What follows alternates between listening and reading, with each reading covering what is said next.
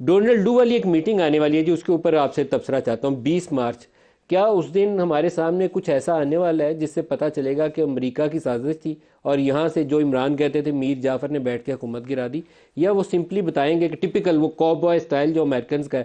مجھے یاد پڑتا ہے وہ ہیلری کلنٹن پاکستان آئی تھی تو یہاں آنے سے پہلے کابل انہوں نے کہا تھا کہ اگر پاکستان نے یہ نہ کیا تو پاکستان ول فیس کنسیکوینسز.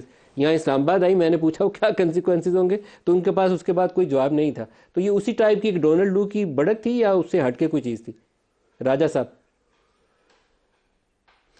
دیکھیں، جو ڈونلڈ لو نے کہا یہ بات تو اب واضح ہے، سائفر کے جو مندرجات ہیں وہ بھی شائع ہو چکے ہیں مختلف پلیٹ فارمز پہ. یہ انتہائی غیر مناسب بات تھی ایک امریکی اہلکار کا یہ کہنا کہ اگر تو یہ طریقے عدم انصاف کامیاب ہو گئی تو ہم پاکستان کو معاف کر دیں گے.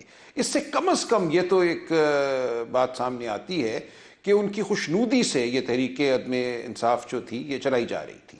اب یہ کہنا کہ یہ ان کی طرف سے سازش تھی یا نہیں تھی وہ اپنی جگہ بات ہے، لیکن یہ کہ امریکہ کی خوشنودی تھی، امریکہ کو علم تھا کہ یہاں پہ کچھ ہو رہا ہے، ہونے جا رہا ہے، اور وہ ایک توقع کر رہے تھے اس حوالے سے، اور ان کی شے حاصل تھی یہاں جو بھی منصوبہ ساز تھے ان کو، یہ سب کچھ تو بالکل واضح ہے. اب اس سے آگے ہم مفروضے قائم کر سکتے ہیں کہ پہل وہاں سے ہوئی یا پہل یہاں سے ہوئی، یہاں سے اجازت مانگی گئی یا یہاں سے اشارہ کیا گیا کہ بھئی ہم یہ کرنے والے ہیں، آپ ٹھیک ہے نا اس عمل سے؟ انہوں نے کہا ہاں ٹھیک ہے کر دو، ہم تمہیں معاف کریں گے.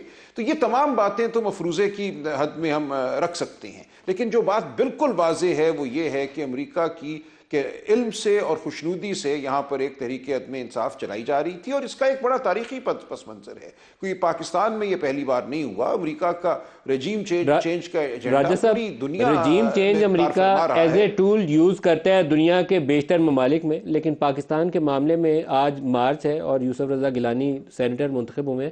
مارچ 2021 میں یوسف رضا گیلانی سینیٹر منتخب ہو گئے تھے آپ کی حکومت میں، اور آپ کی حکومت کے 22 لوگ آپ کو چھوڑ چکے تھے. جو اس وقت کی اپوزیشن پارٹیز تھیں، پی ایم ایل این اور پاکستان پیپلز پارٹی، یہ اس کے اوپر متذبذب تھیں کہ نو کانفیڈنس لائیں یا نہ لائیں. یہ اسٹیبلشمنٹ سے ڈرتی تھیں کہ وہ جنرل فیض ان کے بندے توڑ کے لے جائے گا اور تحریک ناکام ہو جائے گی، ان سے ایشورنس مانگتے تھے. تو میرے خیال میں یہ ٹپیکل اسٹیبلشمنٹ ورسز گورنمنٹ لڑائی تھی، اس کو آپ نے امریکہ کا رنگ دے دیا. میں ایز اے جرنلسٹ اس پورے عمل سے ایک ایک دن کے سٹیپ بائی سٹیپ واقف ہوں. جی بالکل ٹھیک ہے، ایسا ہی ہوگا، لیکن اس میں کم از کم ہم یہ کہہ سکتے ہیں کہ امریکہ کا علم اور شاید اس سے بڑھ کر خوشنودی شامل تھی. ہم حتمی بات نہیں کر سکتے، یہ بالکل درست ہے، لیکن یہ ایک خدشے کا اظہار کرنا کہ علم اور خوشنودی شامل تھی، یہ خدشہ تو ہم ظاہر کر سکتے ہیں.